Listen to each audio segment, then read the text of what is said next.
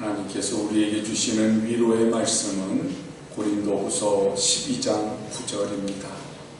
이 계시의 말씀을 우리 다 같이 한 목소리로 받들어 읽겠습니다. 나에게 이르시기를 내 은혜가 네게 족하도다. 이는 내 능력이 약한 데서 온전하여지리라 하신지라. 그러므로 도리어 크게 기뻐함으로 나의 여러 약한 것들에 대하여 자랑하리니 이는 그리스도의 능력이 내게 머물게 하려 함이라. 아멘. 우리 서로 좌우 옆으로 인사를 나누시겠습니다. 예수님 닮으셨습니다. 예수님 닮으셨습니다. 한 번 더 축복을 나누시겠습니다. 당신은 하나님의 복덩이십니다. 당신은 하나님의 복덩이십니다. 주님 앞에 한번 이제 고백하겠습니다. 예수님으로 만족합니다. 예수님으로 만족하셔서 이 힘들고 어려운 세상을 사시는 동안 주님의 이름으로 승리하시고 시험에 들지 않도록 큰 믿음을 가지고 주님과 동행하시게 되기를 예수님의 이름으로 간절히 축원합니다. 우리들이 살아가면서 보면요, 이 삶에 있어서 너무나도 힘든 일들이 있고 어려운 일들이 있고 내 힘으로는 잘 해결되지 않을 때 우리는 가끔 나는 뭐지? 내 삶이 너무나도 무가치한 것 같고 때로는 사람들이 나를 인정해 주지 않을 때 나는 뭔가 그런 생각이 들 때가 있을 거예요. 그렇지만 여러분, 우리들이 세상 사람들을 바라보고 이 세상을 보기 때문에 나의 가치에 대해서 나 스스로가 가치를 못 느끼거나 필요성을 못 느끼거나 다른 사람과 비교했을 때 내가 세상적인 가치 때문에 다른 사람에게 좀 떨어졌다고 해서 나 스스로를 너무나도 가치가 없게 여기는 거예요. 어떤 젊은 청년이 자기 인생의 가치를 알고 싶어서 지혜로운 사람을 찾아갔답니다. 그래서 지혜로운 사람에게 사람의 가치가 얼마나 되는 걸까요? 그리고 질문을 했대요. 그랬더니 지혜로운 사람이 돌덩어리 하나를 주면서요, 이 돌덩어리를 팔지는 말고 저 시장에 가가지고 얼마나 이 돌덩어리가 금액이 얼마나 되는지 한번 좀 알아보고 오세요. 그러면서 빌려줬대요. 그래서 이 젊은 사람이 그 돌덩어리가 귀하게 생겼으니까 아마 이거 귀한 건가? 그리고 옆집 채소 가게에 들려가지고 이 돌덩어리 얼마나 갈까요? 그랬더니 그 채소 가게 주인이 글쎄요, 그 가치가 있을까요? 한 3,000원이나 할까요? 그러더라는 거예요. 그래서 또 그 시장 옆에 있는 과일 가게에 들어가서 이 돌덩어리가 얼마나 할까요? 그랬더니 그 과일 가게 사장이 글쎄요, 그거 한 5,000원이나 하겠어요.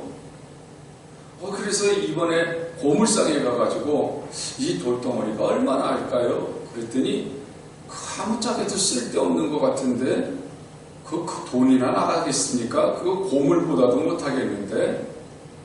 그래서 시장을 다 돌아다니다가 마지막으로 보석 가게에 들어갔답니다.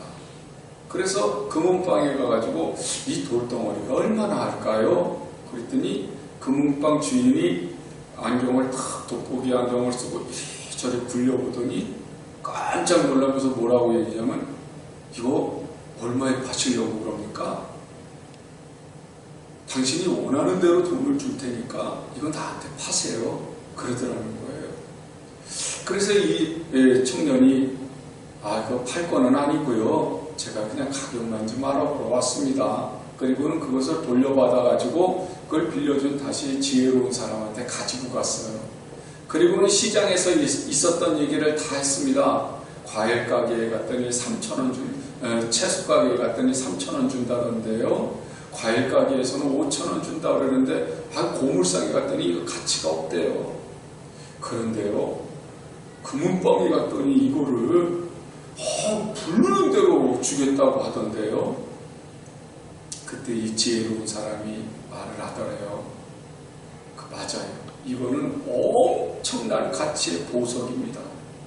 그런데 이 보석을 알아보는 사람이 가치를 인정하는 거지, 이 보석을 가치를 모르는 사람은 3,000원, 5,000원 혹은 이거 버리는 돌멩이로 볼 수밖에 없습니다.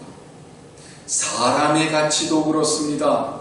사람의 가치도 나를 알아주는 사람에게는 가치가 엄청 비싼데, 나를 알아주지 않는 사람, 나를 알아주지 못하는 사람에게서는 별 가치가 없어요. 그렇게 대답을 하더라는 거죠. 그래요, 여러분. 사람의 가치는요, 자기의 가치를 알아주는 사람과의 관계 속에서 가치가 나오는 거예요.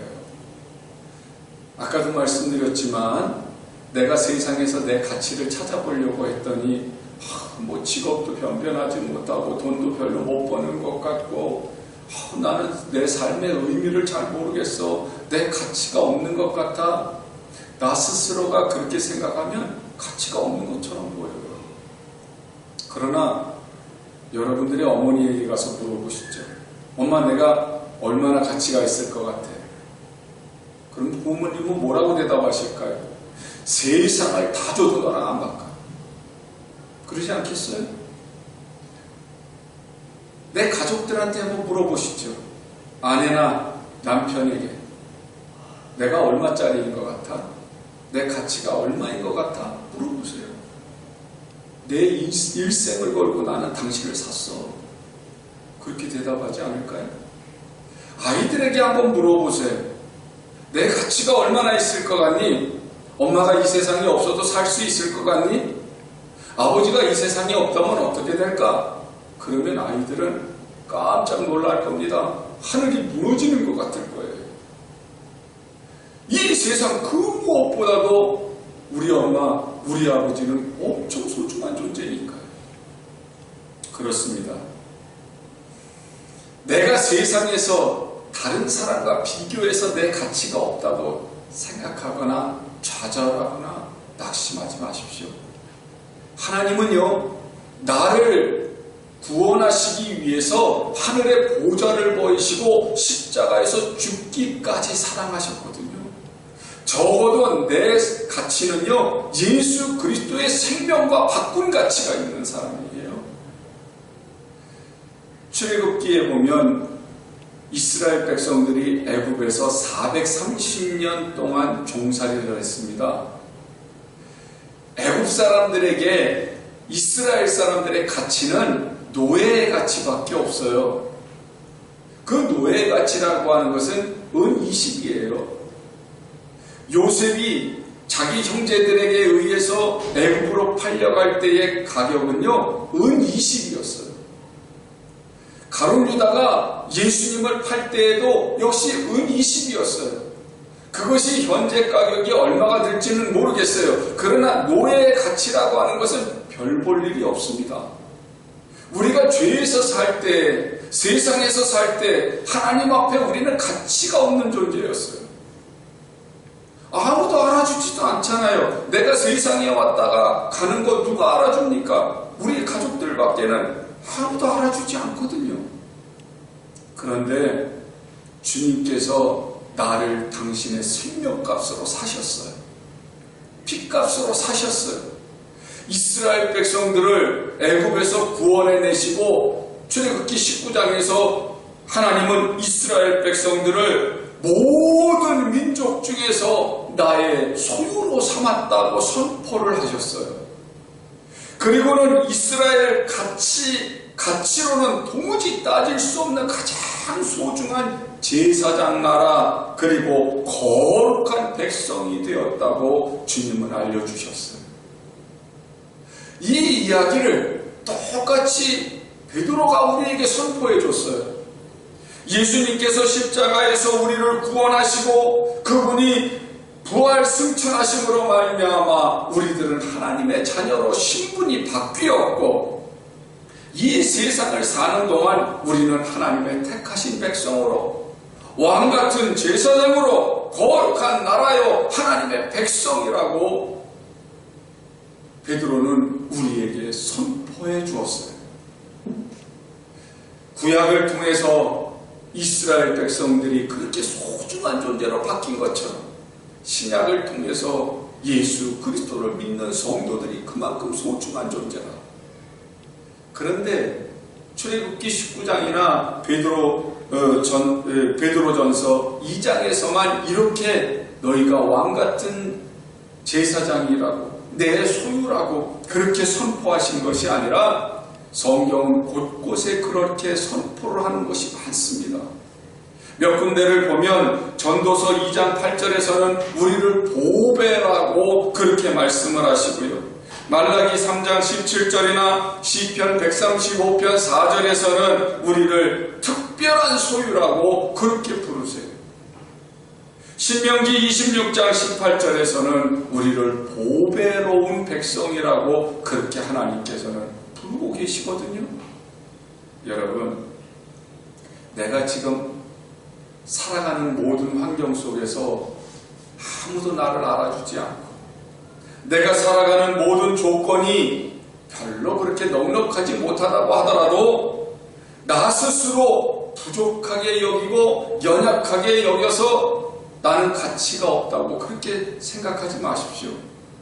왜냐하면 나는 폐물도 아니고 고물도 아니고 보물입니다. 하나님이 나를 보물로 여기신 존재라고요. 그렇기 때문에 나 스스로가 무용지물 쓸모없는 존재라고 그렇게 착각하지 마십시오. 내가 스스로가 존귀하고 가치가 있어서 그런 것이 아니고요. 내 가치는 하나님과의 관계 속에서 가치가 있는 거거든요. 하나님께서요, 우리가 세상을 사는 동안 나를 당신의 생명값을 주고 사셨고 우리를 당신의 자녀로 삼으셨기 때문에요.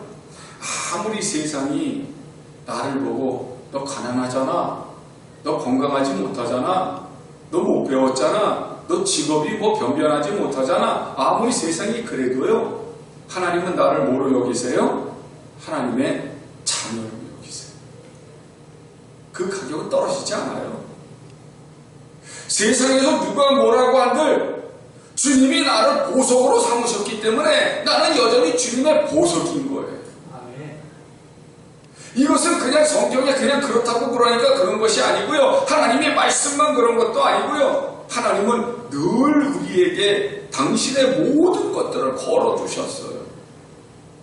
시편 16편 3절의 말씀을 보면은요, 땅에 있는 성도들은 존귀한 자들이니 나의 모든 즐거움이 그들에게 있도다. 그렇게 말씀을 하세요. 우리에게 무엇을 거셨어요? 하나님은 당신의 즐거움을 거셨어요. 우리가 슬퍼하면 주님도 슬프세요. 우리가 아프면 주님도 아프세요. 그런데 우리가 즐거우면 주님도 즐거우세요. 우리가 기쁘면 주님도 기쁘신 거예요. 왜냐하면 주님은 우리에게 모든 것을 거셨으니까요. 우리가 이 사실을 믿으면 우리는 천국을 누릴 수 있습니다. 주님과 동행하면서 내가 주님의 사랑을 받고 있다고 하는 사실로 인해서 내 인생은 행복해질 수 있어요. 그런데 내가 그걸 누리지 못하고 내가 그냥 세상살이에 찌들고 내 육신이 연약하고 병들고 아프고 또 내 능력에 한계가 있기 때문에 나는 내가 이루고자 하는 일들을 제대로 이루지 못한다고 답답해하고 그러면서 낙심하고 내가 좌절한다고 그러면 주님은 나를 바라보면서 얼마나 슬퍼하실까. 그리고 우리는 천국을 누리는 삶을 살지 못해요. 구원을 못 누려요. 여러분, 내가 나보다 나은 경제적으로 낫든지 때로는 사회적으로 낫든지 어떤 능력이 나보다 나은 사람을 바라보고 부러워하고 절망할 때가 있잖아요. 그런데 그 가치는 그냥 세상에서 내가 그럴 뿐이지 하나님은 그거 별로 상관이 없으세요. 나를 소중하게 여기실 때에 내 능력을 보고 소중하게 여기신 것도 아니고 내가 배운 것 가지고 나를 소중하게 여기신 것이 아니에요. 내가 무슨 재산이 있어가지고 하나님이 나를 귀하게 여기신 것이 아니라고요. 주님은 내 연약함을 아세요. 내 미련함도 아세요. 내 부족함도 아세요.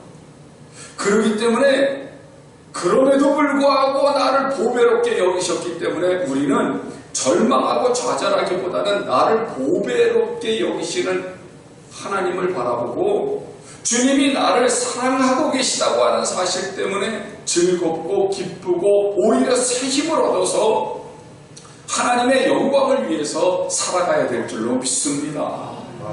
네.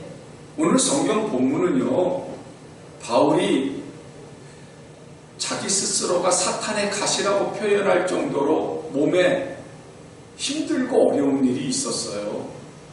너무나도 고통스럽고 부끄러운 그 육체의 연약함, 당시 의술로는 도무지 고칠 수 없는 연약함이 있었어요. 그게 뭐냐면 간질이 있었습니다. 또 안질도 가지고 있었대요. 그런데요, 참 이것이 이 간질이라고 하는 것이 뭐 정해져서 이렇게 그 증상이 나타나는 게 아니잖아요. 아무 때나 툭툭 증상이 나타나기 때문에 복음을 증거하다가 전도를 하다가 혹은 설교를 하다가 그 간질이 나타날 때도 있었을 거예요. 사람들하고 얘기하던 중에 갑자기 발작 증세가 나타날 수도 있었고 길을 가다가도 그런 증세가 나타날 수 있었을 겁니다. 얼마나 고통스럽고 성도들에게는 얼마나 창피한 일이겠어요. 그러니까 이 바울이 너무나도 힘들고 창피하니까 하나님 앞에 깊은 기도를 합니다. 3번씩이나 기도를 해요. 그리고는 하나님 고쳐주십시오. 이 사탄의 가시를 저에게서 뽑아주십시오. 그렇게 기도를 하는 거예요. 그때 하나님이 응답하신 내용이 바로 오늘 본문 말씀이세요. 뭐라고 응답하시냐면 내 은혜가 내게 족하다. 이는 내 능력이 약한 데서 온전하여짐이라. 그렇게 응답을 하시는 거예요. 무슨 말씀입니까? 우리 생각에는요, 저렇게 고쳐주시면 다른 일도 아니고 하나님 일을 하는 건데 더 크고 더 많은 일을 할 건데 어째서 하나님께서 고쳐주시지 않을까? 우리 생각에도 그렇잖아요. 바울의 생각도 그랬을 거예요. 그런데 하나님은 뭐라고 말씀을 하시냐면 아니, 네가 건강해서 내가 부른 거 아니야. 네가 온전해서 내가 부른 거 아니야. 너는 육신이 건강하지 않아도 괜찮아. 그 건강하지 않음으로 인해서 오히려 내 능력이 너의 그 약함을 통해서 나타나게 될 거야.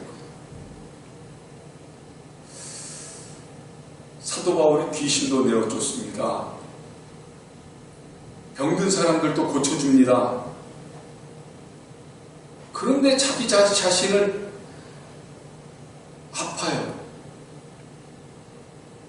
발작 증세도 일으키고 눈도 잘 안 보일 때도 있어요. 요즘 사람들이 우리가 전도를 할 때 사람들이 요즘 뭐라 그러냐면 너나 잘하세요 그런다며요. 요즘 사람들이 그런데요. 전도를 하면 너나 잘 믿으라고. 그럴 때마다 우리가 얼마나 창피해요. 내 잘못한 것들이 생각날 거 아니에요. 주님 앞에 연약해서 넘어진 것들이 생각나고 육신적으로 연약한 것이 생각나고 내가 가난한 것이 생각나서 그래, 내가 부자가 되지 못하니까 전도가 안 되는구나. 내가 건강하지 못하니까 전도가 안 되나 봐. 가끔은 내가 죄를 짓고 사람들한테 내가 진실하지 못한 부분이 있어서 그래서 전도가 안 되나 봐.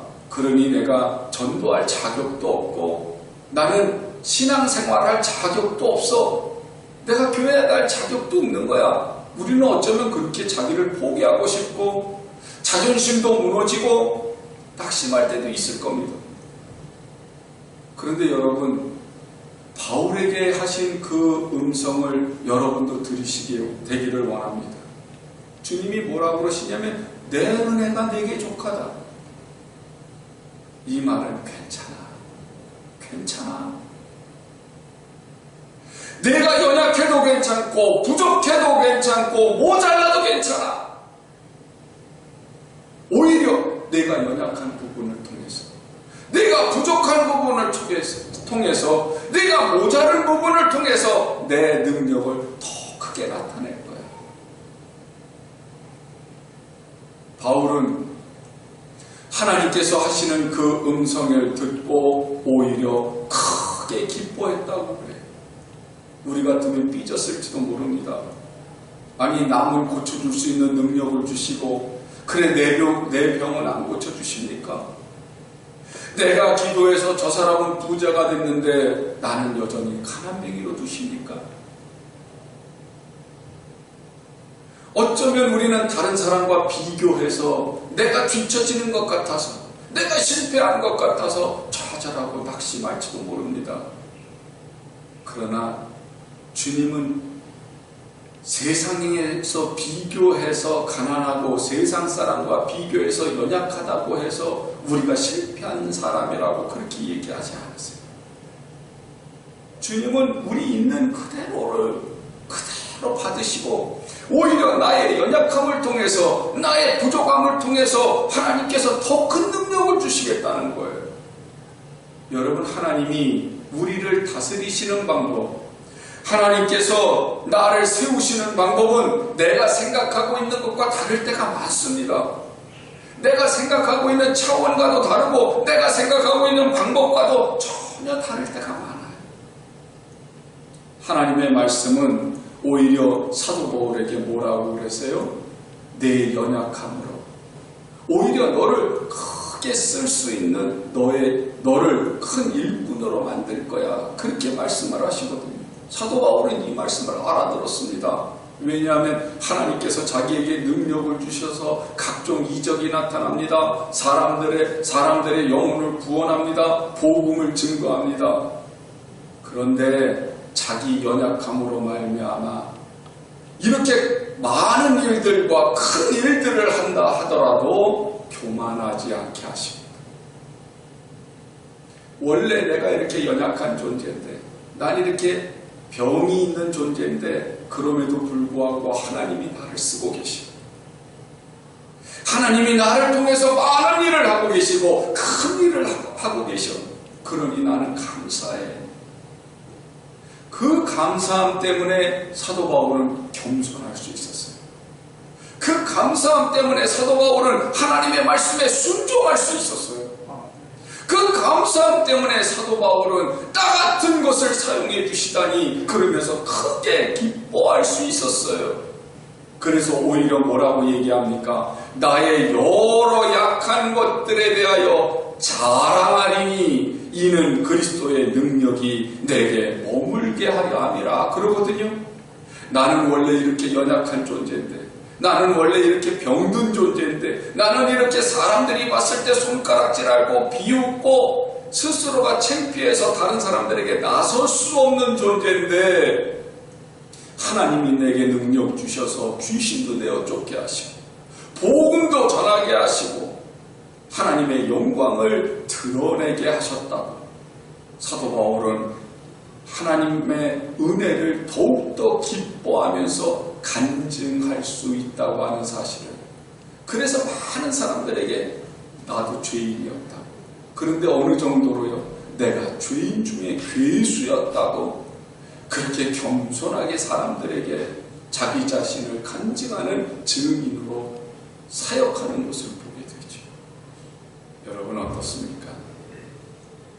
하나님은요, 사탄이 박아놓은 가시를 빼어주시기보다 그 가시로 인해서 사도 바울이 겸손해지게, 하나님의 은혜를 깨달을 수 있게, 하나님의 사명에 뜨겁게 더욱더 열심을 낼 수 있게 하시는 도구로 쓸 수 있도록 그렇게 사도 바울을 깨닫게 해주시는 것을 보게 되거든요. 사도 바울이 하나님의 뜻을 깨닫고 나니까 내 이 연약함 때문에 하나님의 능력이 내게 머물러 있다고 하는 것 때문에 기뻐 뛰면서 성도들에게 자랑하는 것을 우리가 배워야 될 줄로 믿습니다. 어린이 찬양에 이런 찬양이 있습니다. 바람 불어도 괜찮아요. 괜찮아요. 괜찮아요. 파도 일어도 괜찮아요. 나는 괜찮아요. 바람을 만드신 하나님, 파도를 만드신 하나님, 주님 내 안에 계시니까 나는 괜찮아요. 저는 힘들 때 이 찬양이 정말 힘이 돼요. 어려운 일을 당할 때 너무너무 이 찬양 부르면 감사해요. 왜냐하면 바람이 불어도 파도가 일어나도 내 안에 주님이 계시니까 난 괜찮아. 내가 괜찮다고 하는 것, 세상의 어떤 환경이라든지 다른 사람과 비교했을 때 내가 처진 것 때문에 좌절한다든지 이런 것들을 바라보면서 내가 낙심할 것이 아니라 어떤 환경이나 내가 넘어질 수밖에 없는 그런 힘든 일이 있어도 주님이 나와 함께 하신다고 하는 것, 나 같은 것과 함께 하신다는 것, 나를 보배로 삼아주셨다고 하는 것, 나를 사랑하고 계신다고 하는 것, 그걸 바라보니까요 괜찮더라고요. 주님이 나를 바라보실 때 괜찮다는데 괜히 내가 주눅 들어서 세상에서 나는 못 배웠어, 나는 가난해, 나는 병들어서 그럴 필요 없잖아요. 하나님은요 우리 있는 그대로를 받으세요. 아브라함이 하나님께서 큰 복을 내가 너에게 복을 줄 것이고 그리고 너를 복의 근원이 되게 하겠다, 그렇게 약속하심으로 말미암아 하나님의 약속을 믿고 가나안 땅을 향해서 갔잖아요. 그런데 그가 가나안 땅에 갔을 때 그곳에서 살다가 엄청나게 큰 일을 만납니다. 그게 뭐냐면 기근이 찾아온 거예요. 한번 우리들이 생각해 보세요. 이 기근이라고 하는 게 그냥 온 것이 아니고요, 아브라함이 하는 일이 뭐냐면 목축이거든요. 풀 한 폭이 나지 않습니다. 그리고 아브라함이 그냥 자기 아내와 단둘이서 그 목축을 하는 것이 아니고요, 밑에는 종들도 있고 자기 조카도 있고 그래요. 그러니까 이 기근이 들었다고 하는 것은요 먹고 사는 문제에 아주 심각하게 문제가 걸린 거예요. 아브라함이 결국 할 수 없어서 애굽으로 내려가잖아요. 그런데 그 애굽 사람들이 사라의 아름다움을 보고 다 반해버립니다. 이집트에 소문이 났어요. 야, 어떤 히브리 사람이 하나 들어왔는데 아주 같이 들어온 여자가 기가 막히게 예뻐. 아브라함이 자기 아내 때문에 자기가 죽을 것 같아. 그러니까 자기 아내를 뭐라고 불러요? 동생이라고 그래요. 사람들이 물어보죠. 야, 이렇게 아름다운 여인이 누구냐고. 그랬더니 내 동생이라고. 그 소문이 바로의 왕궁에까지 들렸습니다. 바로가 그 아름다운 여인을 자기의 후궁으로 삼으려고 왕궁으로 데려가 버렸죠. 아브라함은 졸지 아내를 빼앗겨 버렸습니다. 덕분에 많은 종도 얻고 물질도 받았지요. 나쁘게 보면 아내를 파는 결과가 돼버리고 말았어요. 사람의 힘으로는 도저히 이제는 자기 안에 사라를 찾아올 수 없습니다.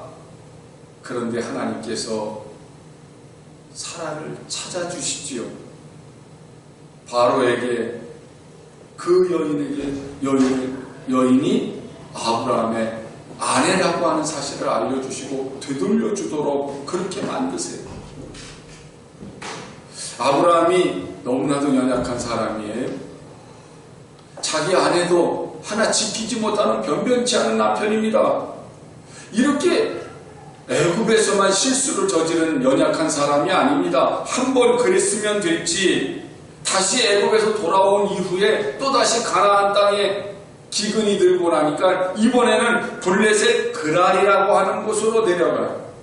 그런데 그랄 왕이 또 사라를 보고 반해버렸네요. 그러니까 또 자기가 죽을까봐 자기 동생이라고 속이고 그랄 왕에게 또 뺏겨버립니다. 그때 하나님께서 그 그랄 왕의 집에 태의 문을 다 닫아버리시고 꿈에 또 나타나셔서 아브라함의 아내인 것을 알려주시죠. 아브라함이 참 변변하지 못해요. 아내 하나 지키지 못하는 찌질한 남편이라니까요. 그뿐인가요? 이렇게 하나님께서 자기 아내를 지켜주셨음에도 불구하고 하나님의 약속을 믿지 못하고 그 사라의 몸종인 하갈의 몸에서 이스마엘을 낳기도 하는 실수를 범하기도 합니다. 보면 아브라함은 참 연약한 사람이기에 그치 없어요. 그런데 성경은 아브라함을 뭐라고 해요? 순종의 믿음의 모범을 보여준 믿음의 아버지라고 그렇게 얘기를 하거든요. 아니 어느 부분이 아브라함이 뭐 대담하게 보여준 게 뭐가 있습니까? 그런데요, 이렇게 연약한 것을 아시는 하나님이, 이렇게 찌질한 것을 아시는 하나님이 아브라함을, 그 찌질함을 사용하셔서 믿음을 크게 만드시는 거예요.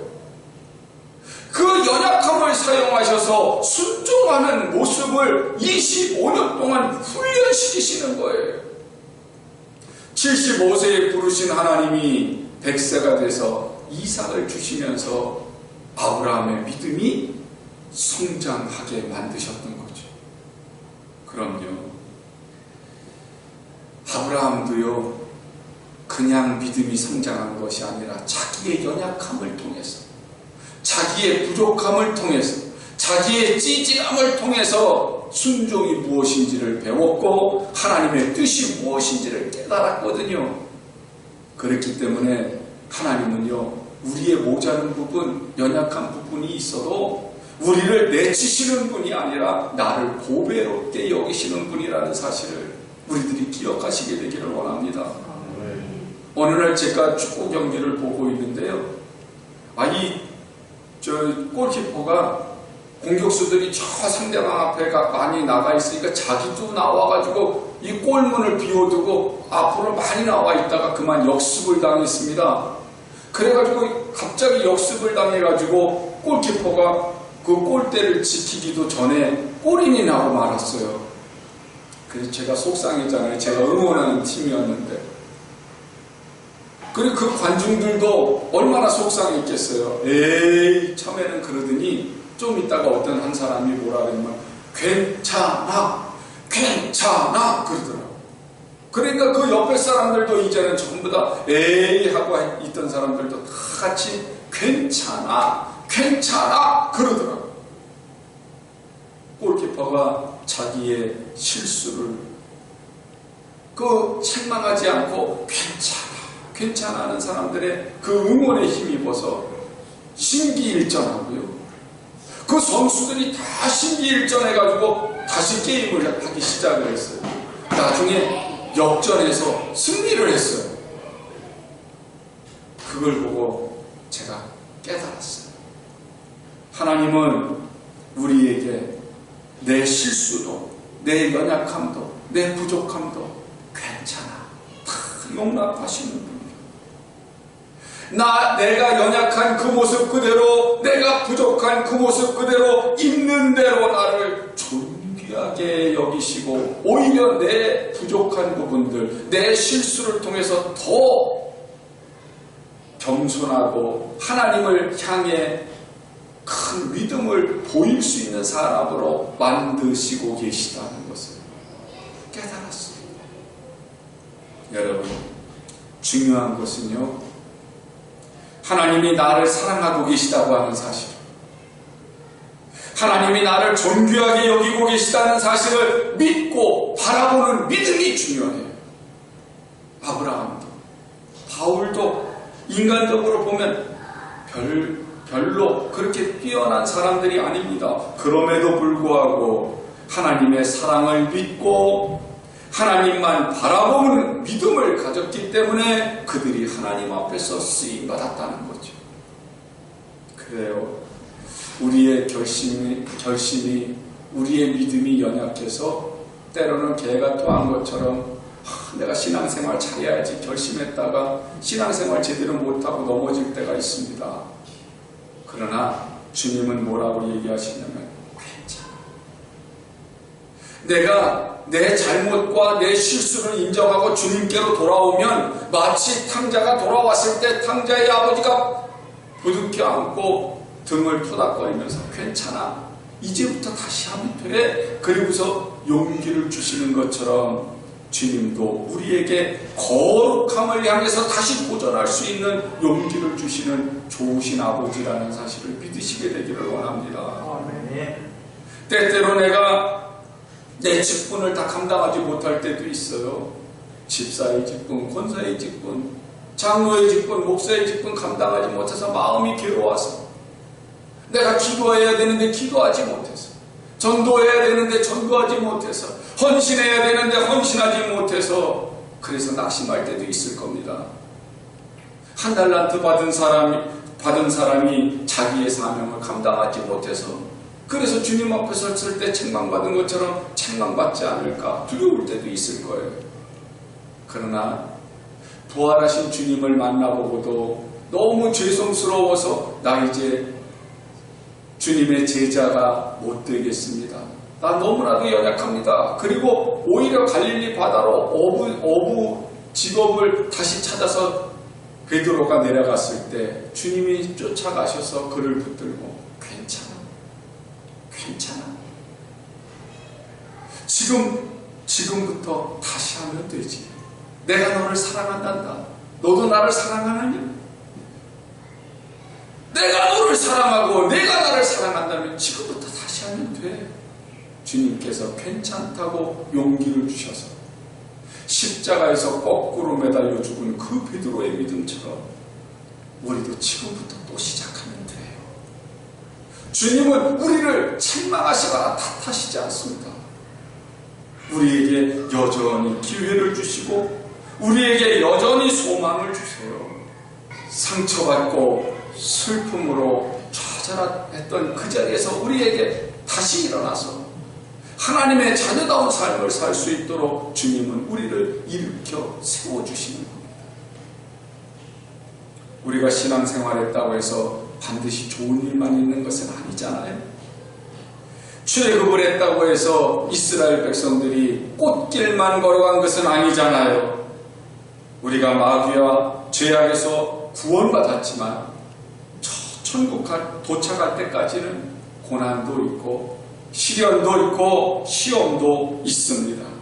그러나 우리가 이것을 외면하고 내가 낙심하고 포기하는 자리로 삼을 것이 아니라 오히려 사도 바울처럼 순종하는 것으로 배우고 겸손한 것으로 우리들이 삼아서 하나님의 사랑을 체험하고 하나님 나라에 당도할 때 거룩한 옷을 입을 수 있는 사람으로 우리가 바꿀 수만 있다면 하나님은 정말 나를 존귀하게 여기고 보배롭게 여기신 것에 대해서 기뻐하실 줄로 믿습니다. 포기하지 마시고 낙심하지 마시고 나를 이해하고 계시는 하나님, 그래서 내 약점을 오히려 나를 연단하시는 것으로 사용하시는 그 하나님을 믿으시고 괜찮아, 내가 너와 함께하고 있단다, 그 약속의 말씀을 꼭 붙드시고 이 믿음으로 승리하셔서 하나님 나라에 다다를 때까지 하나님의 자녀다운 모습을 잃어버리시지 않게 되기를 예수님의 이름으로 간절히 축원합니다.